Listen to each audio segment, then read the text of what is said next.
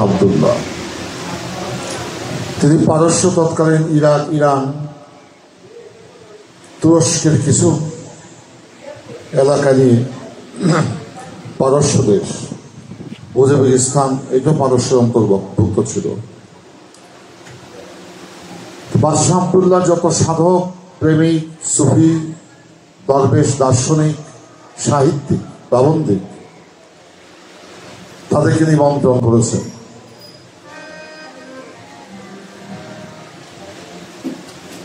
তৎকালীন পারস্যের শ্রেষ্ঠ দার্শনিক শেখ সাদিকেও নিমন্ত্রণ করেছেন। সেই পারস্যের সম্রাট আবদুল্লাহর আমন্ত্রণে সব সুফি, সাধক, দার্শনিক, প্রাবন্ধিক, সাহিত্যিক সকলেই সেই নিমন্ত্রণ গ্রহণ করে তার রাজদরবারে, বাদশাহী দরবারে উপস্থিত হয়েছেন।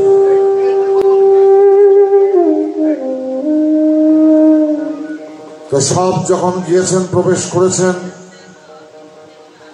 অবশেষে গিয়েছেন পারস্যের শ্রেষ্ঠ দার্শনিক শেখ সাদি রহমতুল্লাহ আলাইহ। বিশাল এক গেট তরুণ নির্মাণ করেছেন। এই তরুণের ভিতরে দিয়ে প্রবেশ করতে হবে বাদশাহ দরবার। বাদশাহ আবদুল্লাহ তাকিয়ে দেখে গেটের এক পাশে একটি কাক, তার সামনে বাদশাহী খাবার দিয়ে রাখা হয়েছে। এ পাশে একটি কোকিল খাঁচাতে বন্দী, তার কাছে কোনো খাবার নেই। কাক মনের আনন্দে বাদশাহী খাবার খাচ্ছে,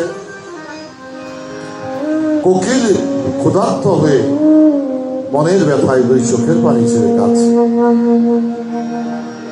শেখ সাদি ভাবলেন, কাকও পাখি, কোকিলও পাখি, এই কাকটাকে ভালো ভালো খাবার দিয়েছে, যে কোকিল মধুর সুরে ডাকে তাকে কোনো খাবার দেওয়া হয়। আমি এই বাদশাহ দরবারে, বেইনসাবি বাদশাহ দরবারে দাওয়াত গ্রহণ করতে প্রবেশ করব। তিনি বাদশাহ দরবারে প্রবেশ না করে তার গন্তব্যের উদ্দেশ্যে গমন করলেন, রওনা করলেন। এই সংবাদ চলে গেল বাদশাহ সম্রাট আবদুল্লাহর কাছে। হুজুর, পারস্যের শ্রেষ্ঠ দার্শনিক শেখ সাদি রহমতুল্লাহ এসেছিল আপনার দাওয়াতে, কিন্তু কি বুঝে সে গেটের ভিতরে প্রবেশ করে নাই, তরুণের ভিতরে প্রবেশ করে নাই। প্রবেশ না করে তার গন্তব্যের দিকে তিনি দ্রুত বেগে রওনা করেছেন। বাদশাহ আবদুল্লাহ তার সিংহাসন ত্যাগ করে ছুটলেন সেই শেখ সাদির কাছে। দার্শনিকদের কি মর্যাদা, কি মূল্য, এটা আমরা ইতিহাস পড়লে পাই। বলে, হুজুর আপনি একটু দাঁড়ান, আমার দুটো কথা শোনেন। বলে, তোমার সাথে কথা বলার আমার সময় নাই, তোমার কোনো ইনসাফ নাই, যে সম্রাটের বাদশার ইনসাফ নাই তার নিমন্ত্রণ আমি শেখ সাদি কখনো গ্রহণ করতে পারি। বলে, আপনার চরণে ধরে আমি মিনতি করি, আমার যাও বলা আপনি আমাকে শাস্তি দেবেন, কিন্তু আমার দুইটা কথা বলার সুযোগ দেন। তো শেখ সাদি তার গতি একটু মন্থন করলেন। সম্রাট আবদুল্লাহ গিয়ে ধরলেন শেখ সাদিকে। বলে, হুজুর আমার অপরাধ। বলে, তোমার ইনসাফ নাই। কেন ইনসাফ নাই, কিভাবে? বলে, তোমার তরুণ দিয়ে তোমার গেট দিয়ে ঢোকার সময় দেখলাম ডান পাশে একটি কাক, তাকে তুমি বাদশাহী খাবার দিয়ে রেখেছ, মনের আনন্দে সেই বাদশাহী খাবার খাচ্ছে। পাশে একটা কোকিল, সেই কোকিলটা খাঁচায় বন্দী, তার কাছে কোনো খাবার নেই, সে চোখের পানি ছেড়ে কাছে। আমি সেই অপরাধে তোমার নিমন্ত্রণ গ্রহণ করতে পারি, আমি চলে যাচ্ছি, আমাকে যেতে দাও। বলে, আমি আরো দুটো কথা বলতে চাই। বলে, কি কথা? এই যে কাক এবং কোকিলের কথা বললেন, আমি কাককে ভালো খাবার দিয়েছি, কোকিলকে দেই নাই, কি কারণে দেই নাই এই কথাটুকু আপনার শুনতে হবে।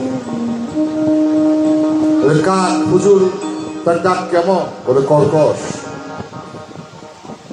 তো কাককে আমি ভালো ভালো খাবার দিয়ে রেখেছি এই জন্য ও যেন কর্কশ ডাক থেকে বিরত থাকে, সেই ডাকের শব্দ ধ্বনি শুনতে আপনাদের ভাবুকের হৃদয়ের ক্ষতি হতে পারে।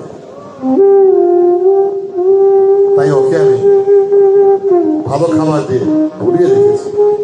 আর কোকিল ও ক্ষুধার্ত হয়ে যখন জ্বালা দুই চোখের পানি ছেড়ে সে বন্ধু বন্ধু ডাকছে, সেই ডাকের ধ্বনি আপনাদের ভাবুক হৃদয়ে ভাবের সঞ্চার ঘটাবে, সেই জন্য কোকিলটাকে আমি অনাহারে রেখেছি। তো আজকে বাজার আমি বড় অনাহারি মানুষ, আমার বড় ক্ষুধা, কিন্তু আমি ডাকতে পারি, আমার ডাকার সুযোগ নেই, আমার ডাকার সময় নেই, কিন্তু আমি ক্ষুধার্ত। তো আমার ক্ষুধা যথার্থ মালিক নিবারণ করেছে, ধন্যবাদ। আমি বাবা আলের সংসার যে গানটি গতকালকে টেলিভিশনে আমি তার নাম নিয়ে তার মহাপ্রয়াণ দিবসের কথা বলে আমি দুটি গান করেছিলাম, সেখান থেকে একটি বাবা আলের সংসার লেখা গান আমি তার স্মরণে, তার রোহানি কলমে দয়া করুণা ভিক্ষা চাচ্ছি যে আজকে আমাকে তার বংশে মালিক পাঠিয়েছিল বলে আমি অগণিত মানুষের ভালোবাসা পেয়েছি। এটা তারই দান, তারই অবদান, তারই দয়া, তারই কৃপা।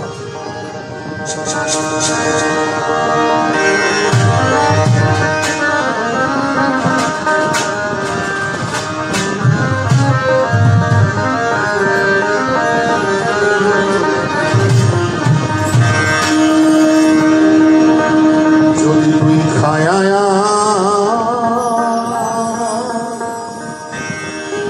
মারে গবিতি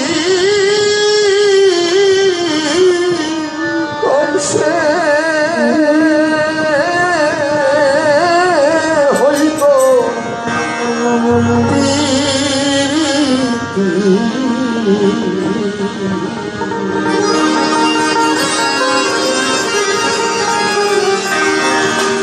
অবসারথী